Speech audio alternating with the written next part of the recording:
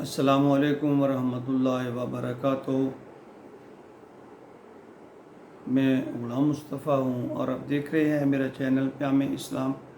جس میں میں اللہ اور اللہ کے رسول کا پیغام آپ تک پہنچانے کی کوشش کر رہا ہوں۔ میری آپ سب بہن بھائیوں سے التماس ہے کہ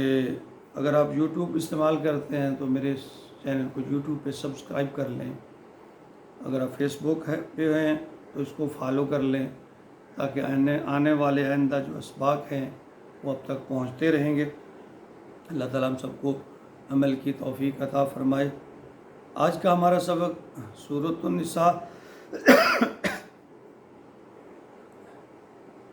النساء آیت نمبر 43 پر مشتمل ہے۔ اعوذ باللہ من الشیطان الرجیم، بسم اللہ الرحمن الرحیم۔ یا ایہا الذین آمنوا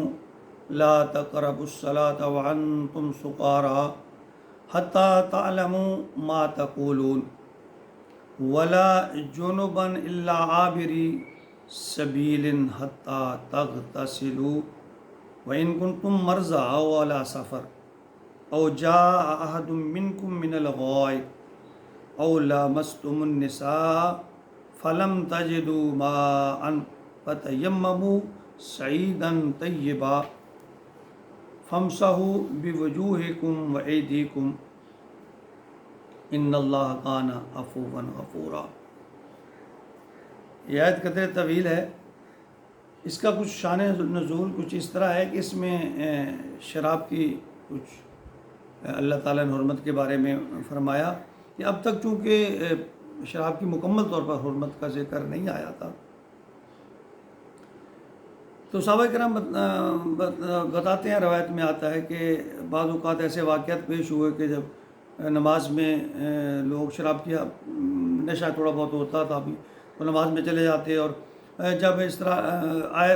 یہ تلاوت کرتے کہ لا اعبد ما تعبدون، تو اس کی بجائے اعبد ما تعبدون کہہ دیتے، تو اس میں نے بالکل الٹ ہو جاتے۔ اور ایک حدیث جو ابو داؤد، ترمذی اور نسائی تینوں میں ہے، اس کے بارے میں ہے کہ حضرت علی رضی اللہ تعالیٰ عنہ اس کو روایت فرماتے ہیں کہ ہم حضرت عبد الرحمن بن عوف کے ہاں کھانے کی دعوت پہ گئے، تو دعوت کھائی تو وہاں نماز کا ٹائم بھی ہو گیا، تو پھر وہاں نماز پڑھی تو بہت سے لوگ مدہوشی کی حالت میں تھے، تو اس طرح اس کا یہ شان نزول اس طرح بیان کیا جاتا ہے۔ تو پھر یہ حکم نازل ہوا، فرمایا یا ایھا الذین آمنوا، اے ایمان والو، لا تقربوا الصلاۃ، نماز کے قریب نہ جاؤ، وانتم سکارى، جب تم نشے کی حالت میں ہو، حتیٰ تعلموا ما تقولون، یہاں تک کہ جو تم کہو اس کو سمجھنا نہ شروع کر دو۔ یعنی اس میں فرمایا کہ شراب کا اس وقت تک تم نماز کے قریب نہ جاؤ۔ پچھلے یعنی سورۃ بقرہ کی آیت نمبر 219 میں اللہ تعالیٰ نے اس میں فرمایا اسمہما اکبر من نفعہا، کہ شراب میں کچھ نفع بھی ہیں لیکن نقصان سے زیادہ ہیں۔ اب پھر فرمایا کہ اب نماز نہیں پڑھنی، اور پھر اس کے بعد سورۃ المائدہ میں تو مکمل طور پر آیت نمبر 90 میں شراب کی حرمت کا ذکر آ گیا۔ تو یہاں پھر اللہ نے یہ فرمایا کہ تم اس کے نزدیک نہ جاؤ، پھر اور بھی اس کے ساتھ اللہ تعالیٰ نے باتیں اٹیچ کر دیں، ولا جنوباً، اور جب تم ایک تو یہ بات کہ شراب کی حرمت، اور آگے پھر فرما دیا کہ ولا جنوباً الا عابری سبیل حتیٰ تغتسلوا، اور اس وقت بھی نہ جاؤ، نماز کے نزدیک نہ جاؤ جب تم حالت جنابت میں ہو، یہاں تک کہ تم غسل کر لو۔ اب نماز کی اللہ تعالیٰ نے قید لگا دی کہ شراب کی حالت میں بھی اپنے نہیں جانا، اور جب کب تک نہیں جانا، جب تک تمہیں یہ نہ پتہ چل جائے کہ میں کیا کہہ رہا ہوں، یعنی حتیٰ تعلموا ما تقولون، جہاں تک کہ تمہیں معلوم ہو جائے جو کہ تم کہہ رہے ہو۔ آگے فرمایا ولا جنبا الا عابری سبیل حتیٰ تغتسلوا، اگر تم جنابت کی حالت میں ہو، میاں بیوی سے آپس کا رشتہ قائم کیا تھا، تو اس وقت تک نہیں جاؤ جب تک تم غسل نہ کر لو، یعنی غسل کرو، پھر اس کے بعد جو ہے اس کو اللہ یہ کہ یعنی اس میں احتلام کی بھی حالت ہو سکتی ہے، مباشرت کی حالت کی بھی ہو سکتی ہے۔ تو اللہ عابر سبیل کے بارے میں جو اقوال ہیں فقہاء اور مفسرین نے اس کا مفہوم سمجھا کہ حالت جنابت میں مسجد میں نہ جاؤ، بس یہ بھی ہو سکتا ہے، لیکن بعض لوگ اگر رستہ مسجد میں سے گزر رہا، تو بہرحال یہ مفسرین کا اس میں مختلف مبصرین کا مختلف اس بارے میں خیال ہے۔ پر نماز کے نزدیک اللہ نے فرمایا جب تک غسل نہ کر لو نہ جاؤ۔ وَإِن كُنتُم مَرْضَىٰ أَوْ عَلَىٰ سَفَرٍ، ہاں آگے پھر یہ فرما دیا کہ اگر تم مریض ہو او علی سفر، یا سفر سے آئے ہو یا سفر پہ ہو، یا مریض ہو یا سفر پہ ہو، بخار کی حالت میں، کوئی بھی بیماری کی حالت میں، او جاء احد منکم من الغائط، یا تم قضاء حاجت سے آئے ہو، واو لامستم النساء، یا تم نے عورتوں کے ساتھ مباشرت کی ہے، فلم تجدوا ماء۔ اب یہاں جو تذکرہ اللہ فرما رہے ہیں کہ اگر فرمایا غسل کر لو بیویوں سے ملے ہو، پھر فرمایا کہ اگر تم نہیں کر سکتے، کوئی مجبوری ہے، اور اس مجبوری میں پھر دوسری مجبوریاں بھی شامل کر دیں کہ سفر میں ہو، مریض ہو، مباشرت کی ہے، قضاء حاجت سے آئے ہو، تو ان سب صورتوں میں اگر تمہیں پانی میسر نہ ہو، پانی نہ ملے، یا بیماری کی حالت میں اگر پانی استعمال کرتے ہیں تو بیماری بڑھنے کا خطرہ ہے یا خدا نخواستہ موت کا خطرہ ہے، تو ایسی صورت میں اللہ رب العزت نے یہ فرمایا فلم تجدوا ماء، پھر تم اگر پانی نہ پاؤ، فتیمموا، تیمم کر لو، صعیداً طیبہ، پاک مٹی سے، پاک مٹی سے قصد کر لو، پاک مٹی سے یعنی تیمم کر لو، فامسحوا بوجوہکم وایدیکم۔ اب یہاں تیمم کا طریقہ بھی اللہ رب العزت نے فرما دیا، فامسحوا بوجوہکم وایدیکم، اپنے چہرے اور ہاتھوں پر مسح کر لو۔ تو حدیث مبارکہ میں آتا ہے، مختلف حدیثیں ہیں جس میں حضور صلی اللہ علیہ وسلم نے فرمایا کہ ایک دفعہ ہاتھوں کو کسی گرد آلود چیز پر، مٹی والی چیز پر مار کر ہاتھوں کے ہتھیلیوں پر اور منہ پر مل لو، یعنی ایک دفعہ ہی کافی ہے۔ اکثر حدیث جو ہیں ان سے یہی ہمیں ملتا ہے کہ ایک تو کونیوں تک کا ذکر نہیں ہے، ہتھیلیوں کا ذکر ہے، بعض علماء سے ہتھیلیوں تک کہتے ہیں۔ تیمم کی میں بات کر رہا ہوں، میں مسائل علماء بیان فرمائیں گے کہ ہتھیلیوں کا ذکر ہے، ہتھیلیوں تک مسح کر لو،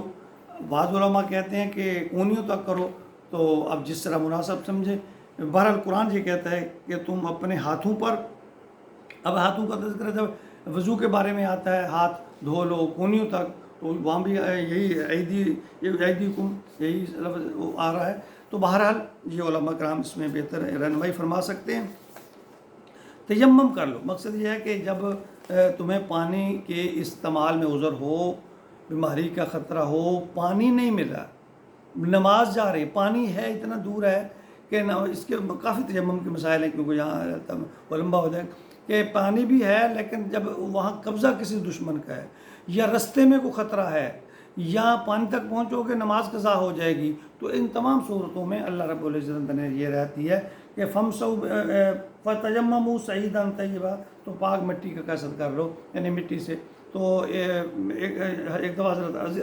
رضی اللہ تعالیٰ عنہ، علی رضی اللہ تعالیٰ عنہ کے بارے میں کہا، آپ کو اس طرح تیمم کے بارے میں کہا گیا مٹی سے قصد کر لو، تو وہ زمین پر لوٹ رہے تھے، آپ نے پوچھا علی کیا ہوا؟ کہنے لگے یا رسول اللہ مجھے غسل کرنا تھا، پانی نہیں ہے یا کوئی مجبوری ہے تو میں تیمم کر رہا ہوں۔ تو آپ نے، یہ میں خلاصہ بیان کر رہا ہوں، تو آپ نے فرمایا، پھر ان کو طریقہ بتایا تیمم کا کہ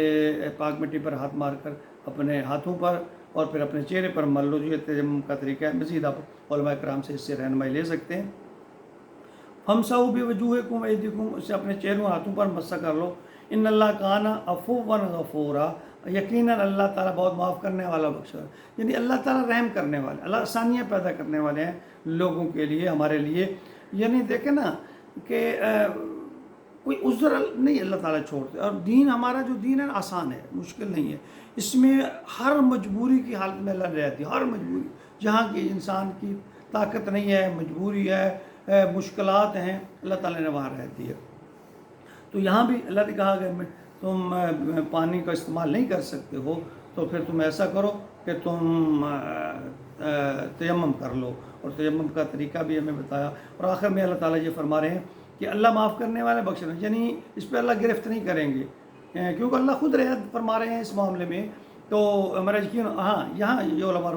کرام فرماتے ہیں کہ اگر تیمم کی صورت ہو تو ہر نماز کے لیے تیمم کرنا چاہیے، ہر نماز کے لیے پھر نیا تیمم کرنا چاہیے۔ اور پھر یہ بھی ہے کہ کسی بھی عمل کے لیے یہ جو تیمم کیا ہوا اس پہ آپ تلاوت کر سکتے ہیں، نماز پڑھ سکتے ہیں، کوئی بھی نیک کام جو نیکی کا جو عمل ہے وہ کر سکتے ہیں اسی تیمم سے۔ لیکن ہر نماز کے لیے علیحدہ تیمم کرنا پڑے گا۔ اللہ تعالیٰ ہمیں دین کو سمجھنے پھر اس پر عمل کرنے کی توفیق عطا فرمائے۔ وما علینا الا البلاغ۔